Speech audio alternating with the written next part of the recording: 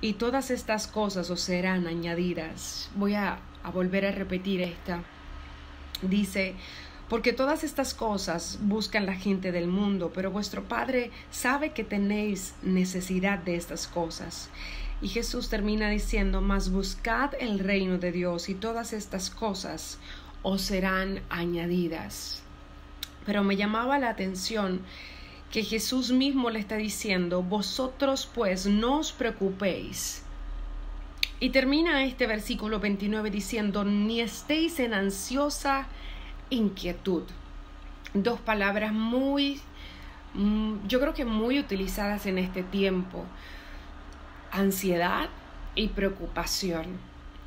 Y mientras meditaba en esta palabra, la sentí compartir en este día, porque en muchos de los otros jueves que hemos estado compartiendo con ustedes, hay personas que nos escriben y hay personas que nos piden oración por los pensamientos, nos piden oración por la depresión, nos piden pensamiento por la ansiedad, nos piden oración por las preocupaciones, nos piden oración porque su mente pueda estar en paz.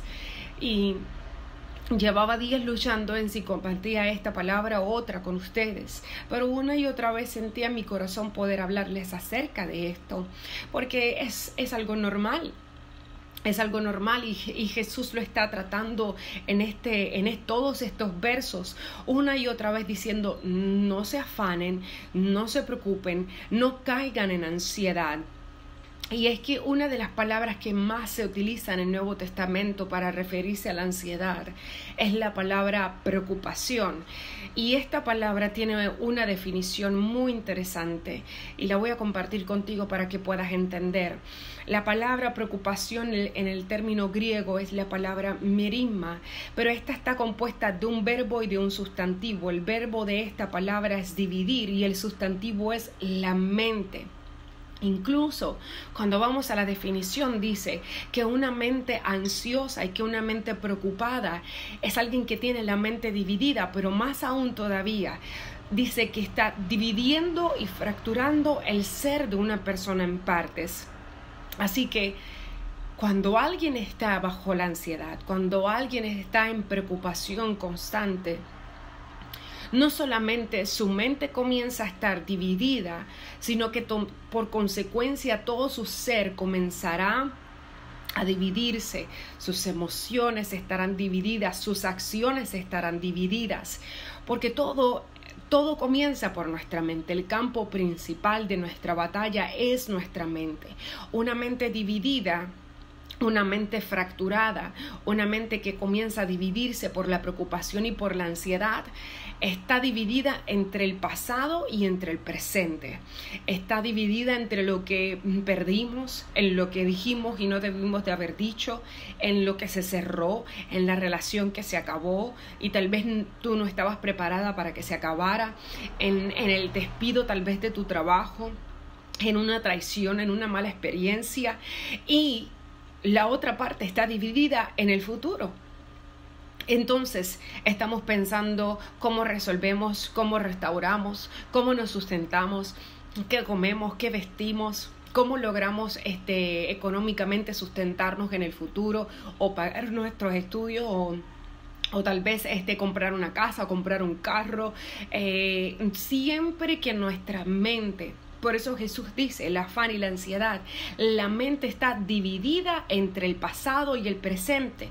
Y por eso Jesús finaliza esta área del afán y de la ansiedad diciendo, mas buscad el reino de Dios y todas estas cosas serán añadidas. Jesús nos habla de que la mente dividida, la mente llena de preocupación, está pensando en cosas de nuestro pasado o de nuestro futuro, como qué comeremos, cómo nos vestiremos, cómo haremos esto, cómo haremos lo otro. Entonces Jesús finaliza diciéndonos, oye, pero tu mente tiene que estar en el aquí y en el ahora. Tu mente tiene que estar en el presente. Y Jesús termina diciendo, busca en presente el reino de Dios y su justicia y todas las demás cosas os serán añadidas. Una mente dividida no va a poder permanecer caminando en fe. Una mente dividida no va a permanecer con pensamientos de paz.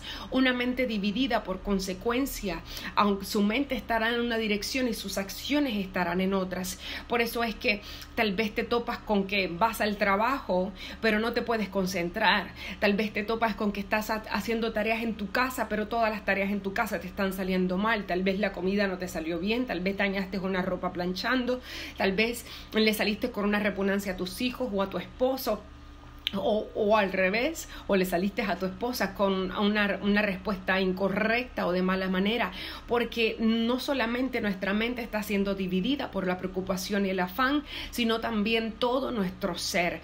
Entonces Jesús está diciendo, hay un camino que nos saca de la preocupación, hay un camino que nos saca de la ansiedad, hay un camino que nos saca de vivir en constante división, ¿no?, entre el pasado y el presente, bajo la ansiedad, bajo la preocupación, y el único camino que nos saca de esto es acercándose a mí.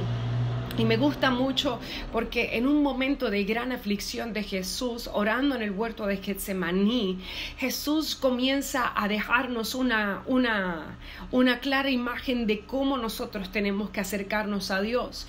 Y es que lo único que va a comenzar a remover lo que divide nuestra mente se divide por estas preocupaciones, pero esta mente está dividida porque el enemigo comienza a enviarnos mentiras a nuestra mente. Comienza a preguntarnos, ¿y cómo lo vas a hacer?